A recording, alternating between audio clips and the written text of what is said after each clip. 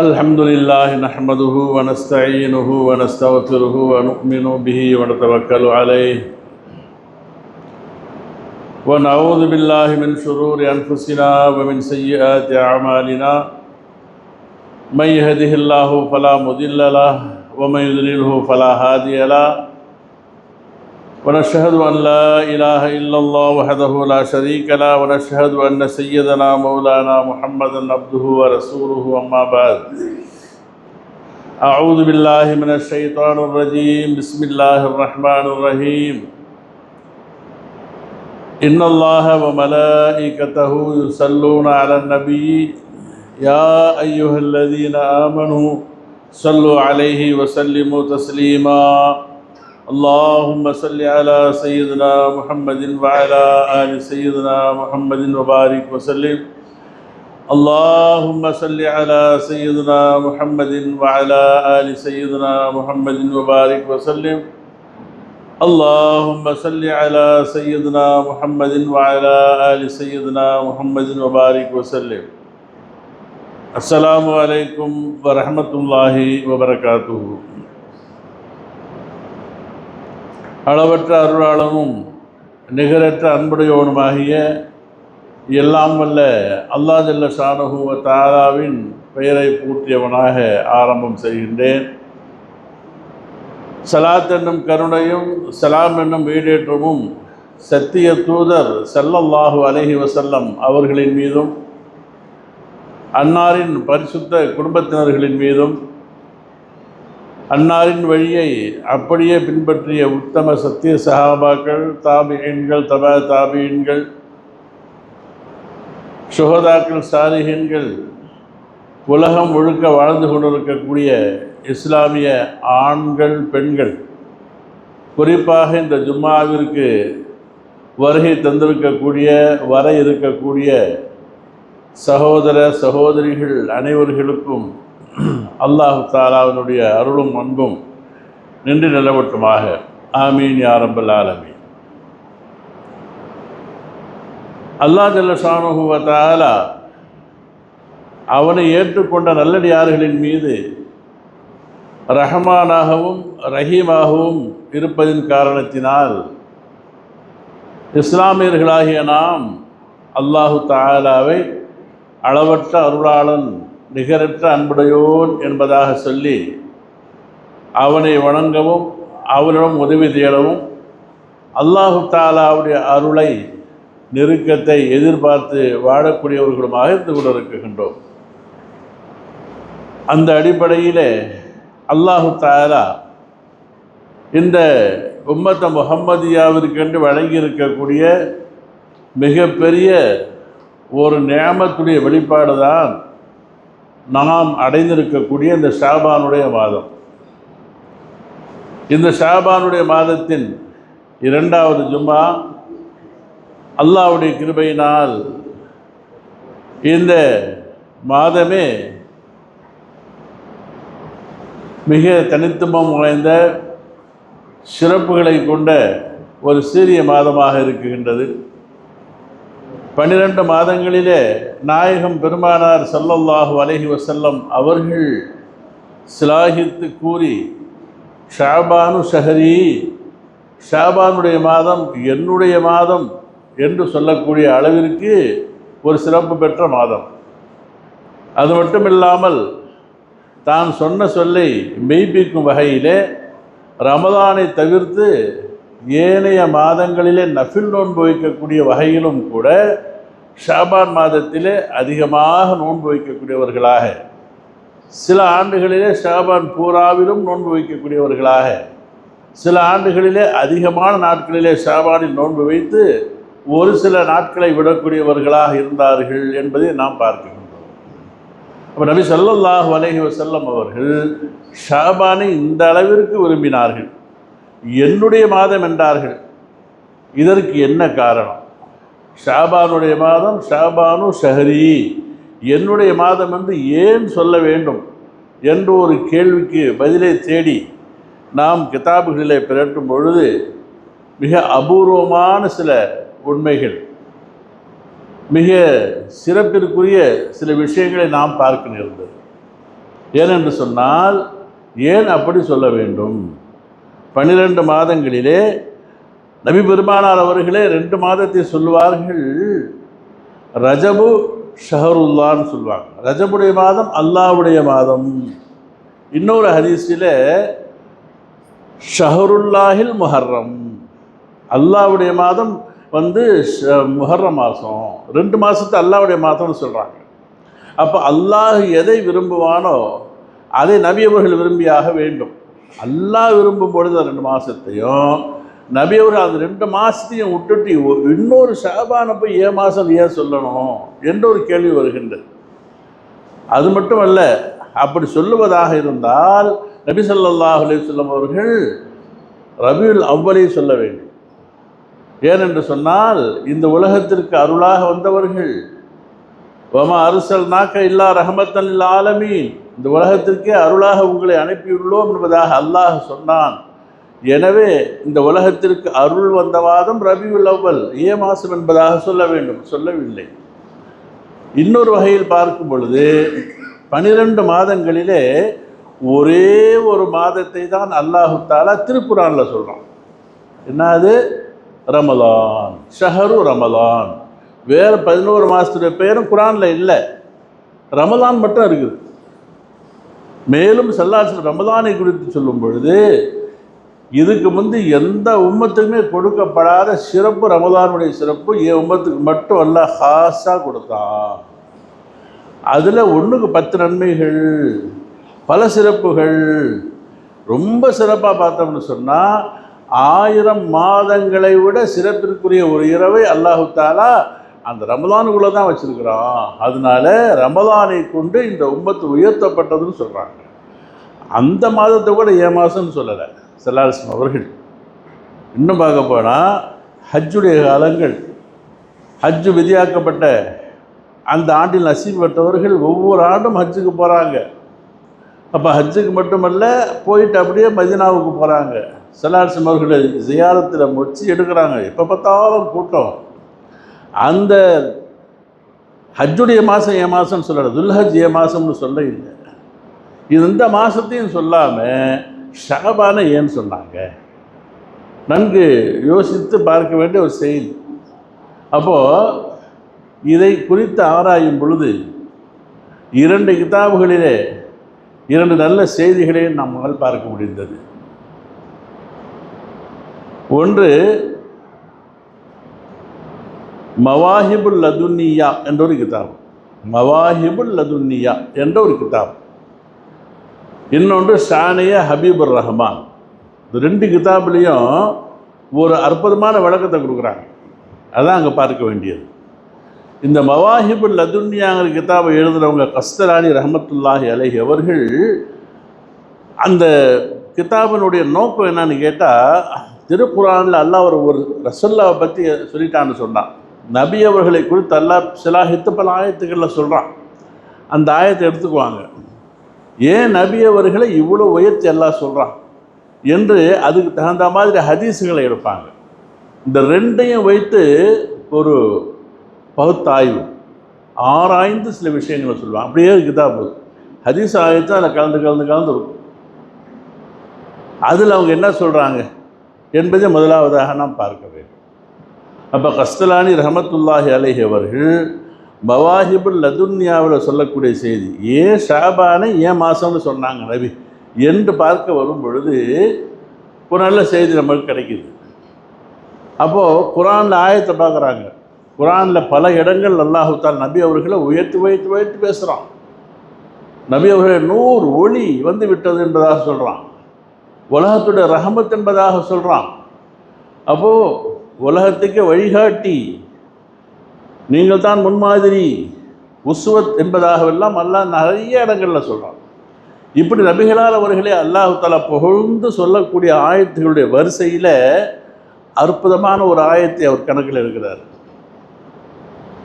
அப்போது அஹஸாப் என்ற சூறாவுடைய 56வது திருவசனம், அஹஸாபில் உண்டான 56வது திருவசனம், அது குறித்து அவர் ஆராய்ச்சி பண்ணுறார். அல்லாஹ் என்ன சொல்கிறான் தெரியுமா? இன்னல்லாஹ வ மலாயிகத்தஹு யுஸல்லூன அலன் நபியி யா அய்யுஹல்லதீன ஆமனு ஸல்லு அலைஹி வஸல்லிமு தஸ்லீமா. இதான் ஆயத்.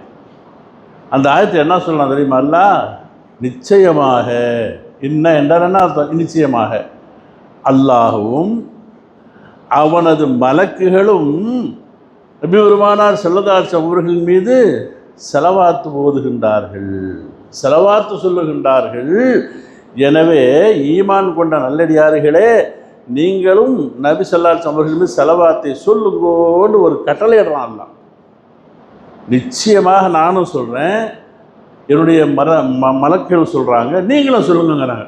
நம்மளும் சொல்லிவிடுவோம் ஒரு தடவை, ஸல்லல்லாஹு அலா முஹம்மதின் ஸல்லல்லாஹு அலைஹி வஸல்லம். எத்தனை தடவை வேணாலும் சொல்லலாம். அப்போ சொல்லியே சொல்லுங்க, நல்லா ஒரு கட்டளை ஒன்று போடுறான். என்ன அது? அல்லாஹ் தான் செய்கிறதா சொல்கிறான், மலக்குகள் செய்கிறதாகவும் சொல்கிறான், நீங்கள் செய்யுங்கன்னு சொல்கிறான்.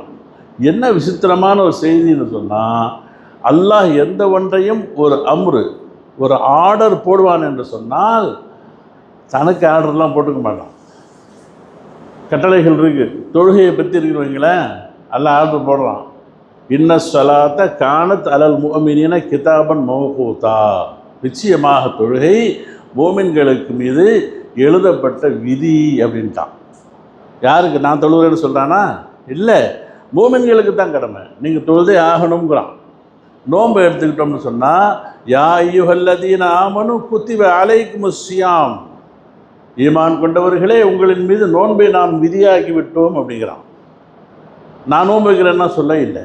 அதே மாதிரி ஹஜ்ஜை பற்றி சொல்லும் பொழுது, அல் ஹஜ் அஷ்ஹுரும் மஅலூமாத்துன் ஃபமன் ஃபர்ல ஃபீஹின்னல் ஹஜ்ஜ, யார் மீது ஹஜ்ஜு கடமையோ அவங்க குறிப்பிட்ட இந்த மாதங்களில் ஹஜ்ஜு செய்யுங்க.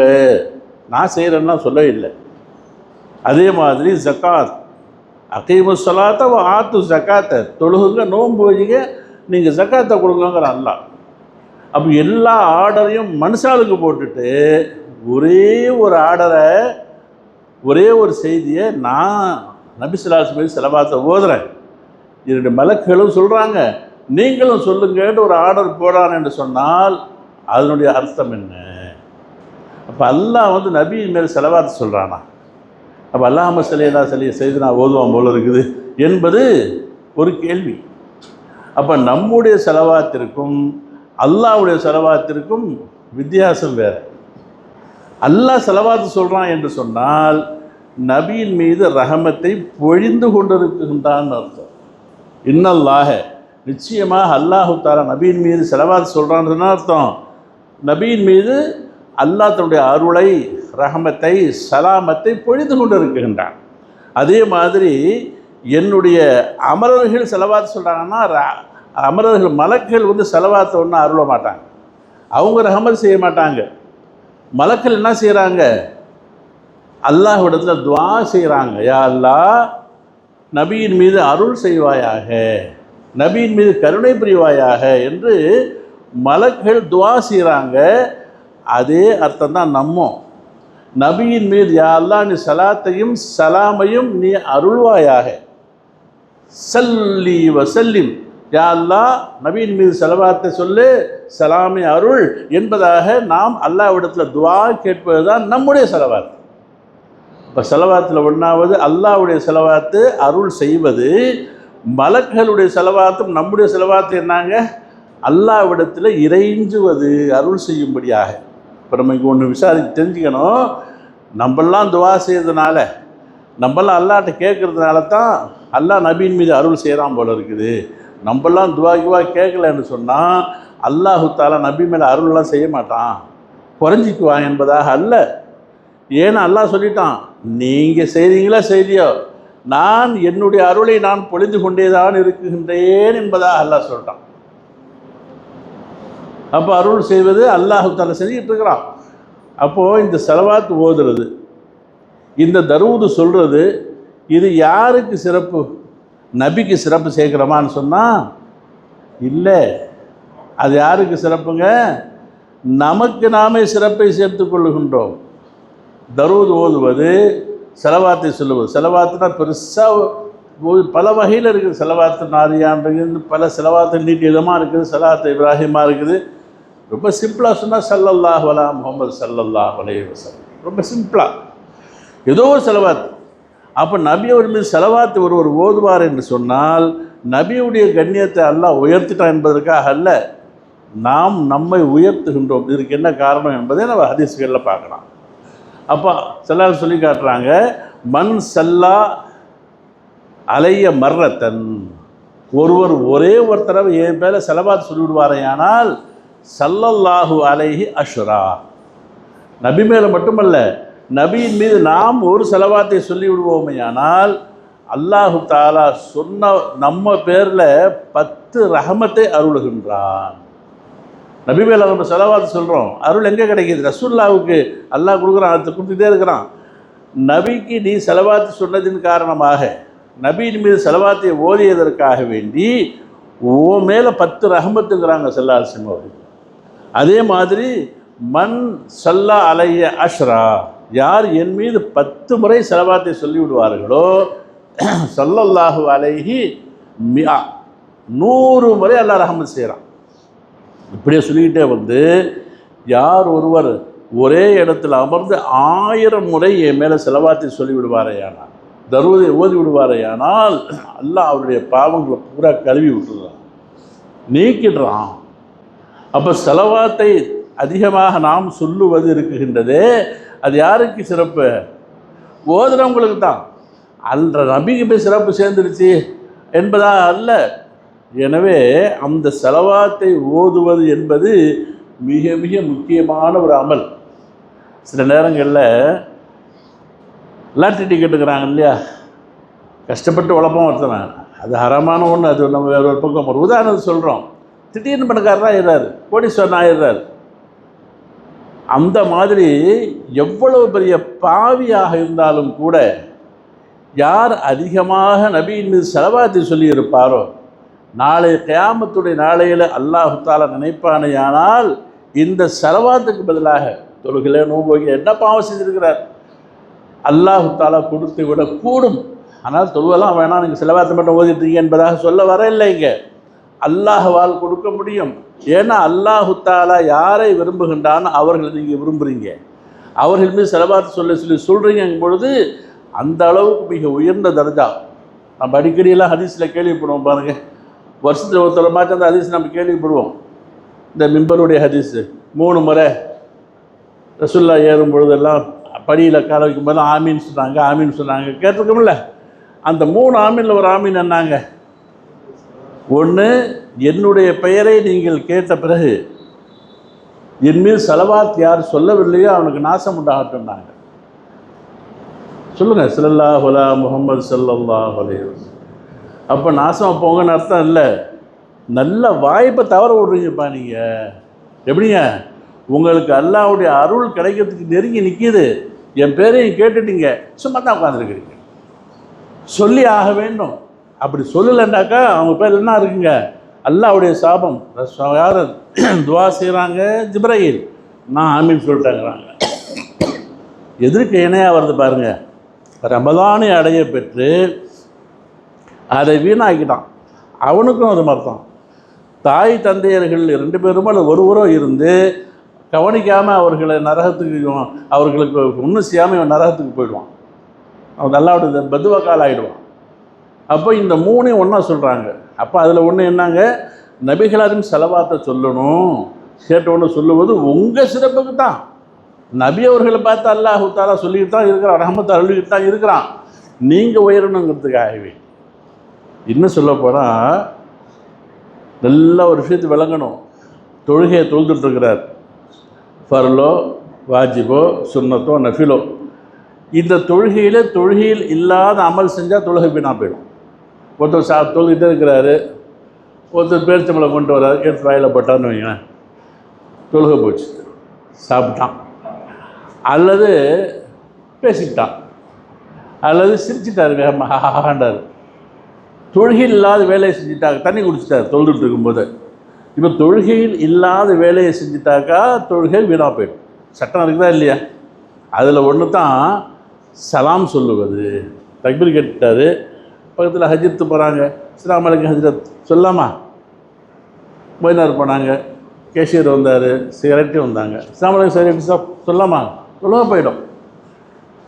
வெறும் சலாம் சொன்னாலே போதும், பேரை கூட சொல்ல வேண்டாம், அஸ்ஸலாமு அலைக்கும்னு சொல்லிட்டா முடிஞ்சு. ஆனால் தொழுகை வீணாக போதா இல்லையா?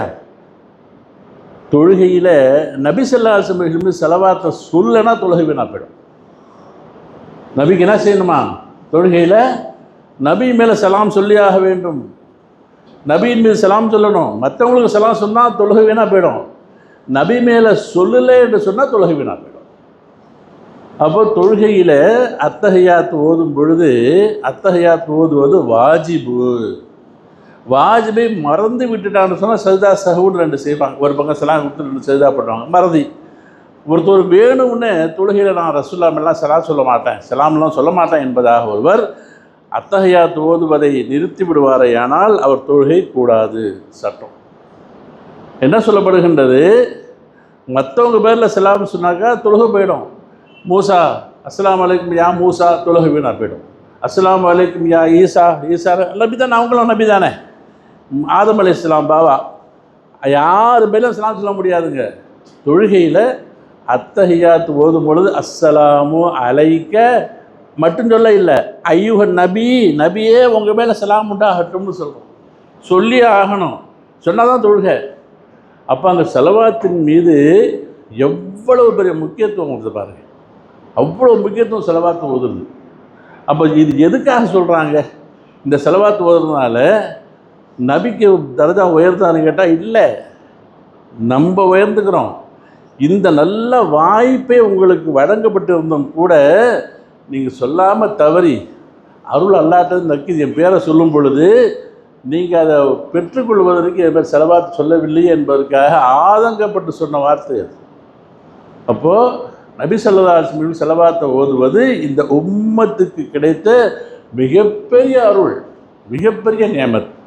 எனவே தான் நபி பெருமானார் ஸல்லல்லாஹு அலைஹி வஸல்லம் அவர்கள் ஏனைய எந்த மாதங்களையும் மாதம்னு சொல்லாமல் இந்த ஒரு மாதத்தை சொல்வதற்கு காரணம் அங்கே தான் வரும். இப்போ இன்னல்லாஹ வ மலாயிகத்தஹு யுஸல்லூன அலன் நபி, ரசூலுல்லாஹ் பிறந்த மாதம் ரபியுல் அவ்வல், அல்லாஹ்வுக்கு பிடிச்சமான மாதம் 2, ஹஜ்ஜுடைய மாதம் சிறப்பான மாதம் ரமதான், எல்லாம் இருக்குது. இந்த ஆயத்தை அல்லாஹ் அருள்னா பார்த்தீங்களா?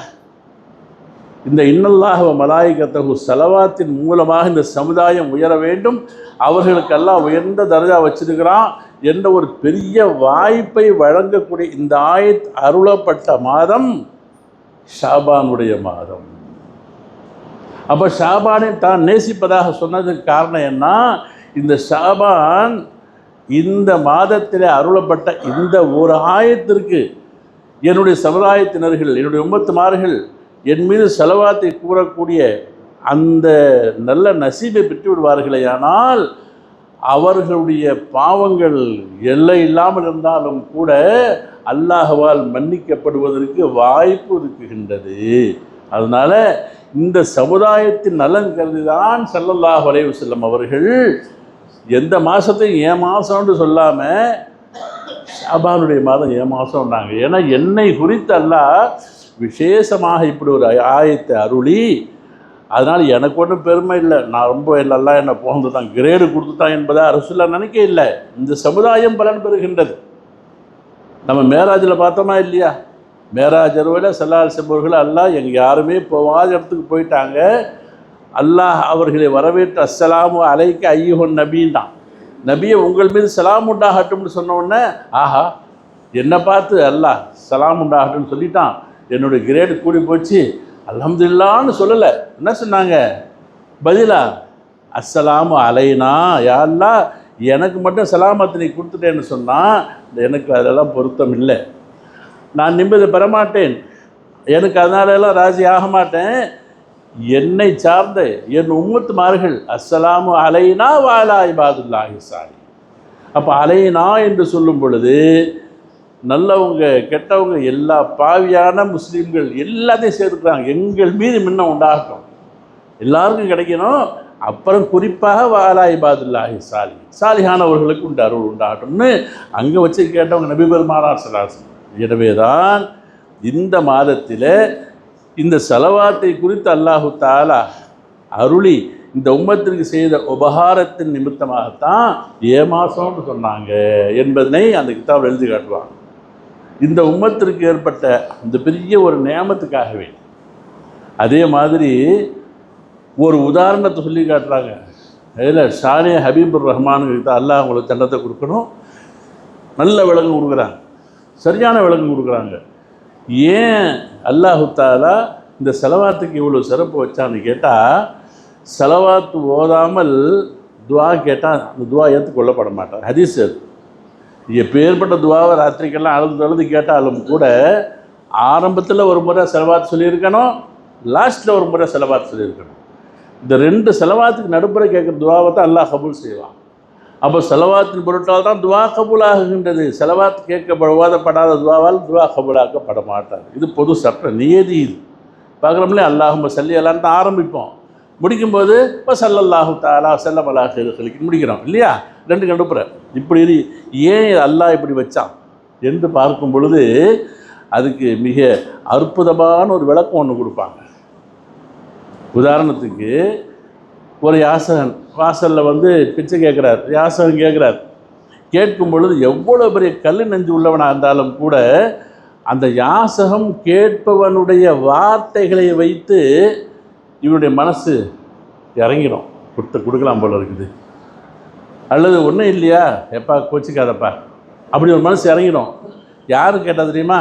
போனவனை கதவை தட்டி காசு கொடு, கதவை தட்டி சோறு போடு அப்படின்னு சொல்கிறத விடவும் சில பண்பட்ட யாசகர்கள் இருப்பாங்க, பண்பட்ட ஆளுக.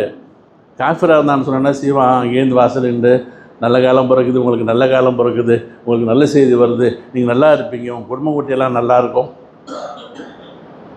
நீங்கள் நல்லா இருப்பீங்க, எனக்கு ஏதாவது கொடுங்கும்போது ஆஹா நம்ம பிள்ளை குட்டிக்கெல்லாம் துவா செய்கிறாருப்பா இவர். மனசு இறங்குது கொஞ்சம். நல்ல காலம் உங்களுக்கு வரும், நீங்கள் நல்லா இருப்பீங்க, உங்கள் கடவுளெல்லாம் நீங்கும், எனக்கு ஏதாவது எல்லாம் கொடுங்க, துவா செய்கிறார். ஒரு முஸ்லீமாக இருப்பார், ஆனால் என்ன செய்கிறாரு? பரக்கத்தான வாசலில் வந்திருக்கிற பாவா, எனக்கு ரஹமத்து, அல்லாவுடைய ரஹமத்து இறங்கும்பா, உங்களுக்கு அல்லாஹ் உங்கள் கடனை எல்லாம் நீக்கி வைப்பான், உங்கள் ஹயாத்தெல்லாம் அல்லாஹ் கூட கொடுப்பான், உங்கள் பிள்ளை குட்டியெல்லாம் நல்ல பரக்கத்தாக ரஹமத்தாக இருப்பாங்க, உங்களுடைய வியாபார தொழில்துறையெல்லாம் நல்லா இருக்கும், அல்லாவுக்காக எனக்கு கொஞ்சம் கொடுங்கன்னு கேட்டார்னு வைங்க. என்ன செய்வான்? தட்டி காசு கொடுன்னு கேட்குறேன்னு விடுவோம், சோறு கொடுன்னு கேட்குறேன்னு விடுவோம். இந்த வார்த்தைகளையெல்லாம் சொன்ன உடனே நம்ம மனசு என்ன செய்யுது? ஆஹா நம்ம இருக்கிற துவா செய்கிறார், நம்ம பிள்ளை குட்டிக்காக துவா செய்கிறார், நம்முடைய குடும்பம் நல்லா இருக்கிறதுக்கு, கடங்கப்பி எல்லாம் போகிறதுக்கு, நம்ம வியாபாரம் நல்லா இருக்கிறதுக்காக துவா செய்கிறாருன்னு சொல்லிட்டு உதவி விரும்ப மாட்டோமா? இந்த மாதிரி அல்லாஹ்விடத்தில் செலவாத்தை சொல்லி துவா கேட்போமே. ஆனால் அல்லாஹ்வுக்கு குடும்பம் இருக்கா, மனைவி இருக்கிறாங்க, மக்கள் இருக்கிறா. அல்லாஹு சமத், தேவையற்றவன், எதுவும் தேவையில்லை என்றாலும் ஒருவர் செலவாத்தை கூறிவிடுவாரையானால், இவன் துவாக்க செலவாத் சொல்கிறாருன்னு சொன்னால் எப்படி அந்த பிள்ளைக்குட்டி நல்லா இருக்கட்டும், குடும்பம் நல்லா இருக்கட்டும்னு சொல்லிட்டு துவா கேட்ட அந்த பிச்சைக்காரனுக்கு நல்ல விதமாக கொடுக்கறதுக்கு மனசு வருமோ, அந்த மாதிரி எல்லாம் என்ன செய்கிறானா, செலவாத்து ஓதி துவா கேட்கும் பொழுது அந்த துவாவை கேட்ட பலனை நம் பிள்ளைகளுக்கு கொடுத்துட்றான், நம்ம வியாபாரத்தில் பறக்கத்து கொடுக்குறாங்க. இப்போ செலவாத்து ஒரு ரசூல்லா மேலே அல்லாஹ் திருப்பி என்ன செய்கிறான்?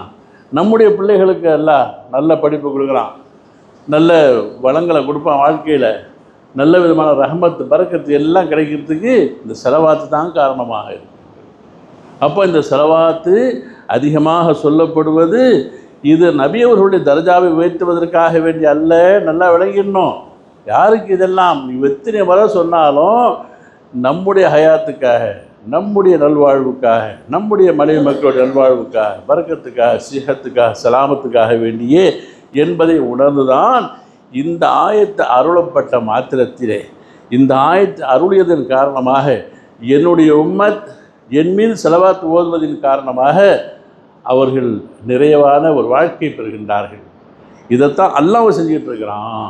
குர்ஆன்லேயே இல்லாத ஒரு திருவசனம், நானும் அந்த அமலை செய்கின்றேன், மலக்குகளும் செய்கிறாங்க, நீங்களும் பண்ணுங்க என்பதாக அல்லாஹ் சொல்லக்கூடிய அந்த வசனம் இறங்கியதன் காரணமாக இந்த நாளை, இந்த மாதத்தை, நாளெல்லாம் இந்த மாதத்தில் இறங்கினது என்னுடைய மாதம், என்னுடைய உம்மத்துக்கு சிறப்பை கொடுக்கப்பட்ட மாதம் என்பதாக நாயகம் பெருமானார் ஸல்லல்லாஹு அலைஹி வஸல்லம் சொல்கிறாங்க. அப்படிப்பட்ட நல்ல மாதத்தில் நாம் எல்லாம் அடைந்திருக்கின்றோம். அல்லாஹ் நமக்கு தௌஃபீக் செய்வானாக.